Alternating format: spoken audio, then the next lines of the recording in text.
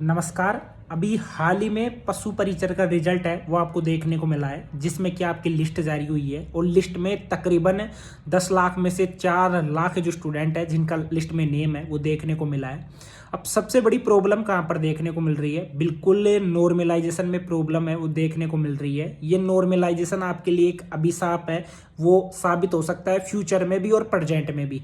कारण इसका सीधा सा है, जैसे कोई स्टूडेंट है, जैसे एक तो फर्स्ट शिफ्ट का स्टूडेंट है और एक सिक्स्थ शिफ्ट का स्टूडेंट है, दोनों के सेम नंबर है, दोनों के 80 नंबर है। लेकिन नॉर्मलाइजेशन के बाद में देखने को मिल रहा है कि जो फर्स्ट शिफ्ट का स्टूडेंट है उसके 70 नंबर हो जाते हैं और जो सिक्स्थ शिफ्ट का स्टूडेंट है उसके नंबर 100 से 105 हो जाते हैं। देखो, राजस्थान की अगर बात करें तो राजस्थान में जैसे चुनाव होते हैं तो एक साथ 3 करोड़ लोग अगर वोट डाल सकते हैं, तो एक साथ 10 लाख स्टूडेंट्स का एग्जाम है वो क्यों नहीं कंडक्ट हो सकता? बिल्कुल हो सकता है, विभाग ऐसा कंडक्ट है वो करवा सकता है। इसमें दिक्कत क्या होती है कि यहाँ पर पेपर अगर विभाग बनाता है तो पेपर इक्वल बनाइए, ठीक है। आप ही जब पेपर बना रहे हो आपको ये कंफर्म नहीं है कि ये पेपर हार्ड हो गया, ये पेपर इजी हो गया, तो आप सभी स्टूडेंट को सेम यानी कि समान मानकर, इक्वल मानकर ही चले। उसी हिसाब से आपको एक तरीके से जो पेपर है वो बनाना चाहिए। जैसे फर्स्ट शिफ्ट का पेपर आप इजी रख देते हो, सिक्स्थ शिफ्ट का पेपर है वो आप हार्ड रख देते हो। उसके बाद में नॉर्मलाइजेशन में देखने को मिलता है उन छात्रों को ज़्यादा प्रायोरिटी है वो दी जाती है, इन छात्रों को जब प्रायोरिटी है वो बहुत ही कम दी जाती है। तो ये ऐसा कब तक चलेगा? ठीक है। अब ये उन स्टूडेंट्स के लिए बिल्कुल बुरा होने वाला है जो स्टूडेंट है पढ़ने वाले, ठीक है।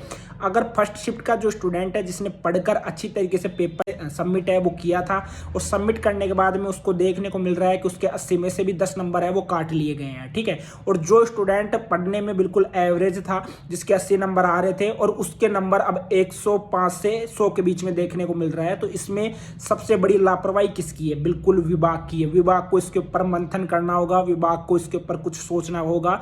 सोचने के बाद में ही कुछ ना कुछ आउटपुट है इससे रिलेटेड आना चाहिए। अब देखो, काफी छात्र इससे रिलेटेड जो प्रोटेस्ट है वो करेंगे और प्रोटेस्ट का कोई फायदा है वो नहीं देखने को मिलेगा, क्योंकि अभी हाल ही में राजस्थान कर्मचारी चयन बोर्ड के जो अध्यक्ष है लोकराज जी, उनके द्वारा एक बयान जारी हुआ है। उन्होंने बोला है कि जैसे पेपर है वो सभी शिफ्ट में सेम नहीं रहता है, इस वजह से नॉर्मलाइजेशन है वो जरूरी है, ठीक है।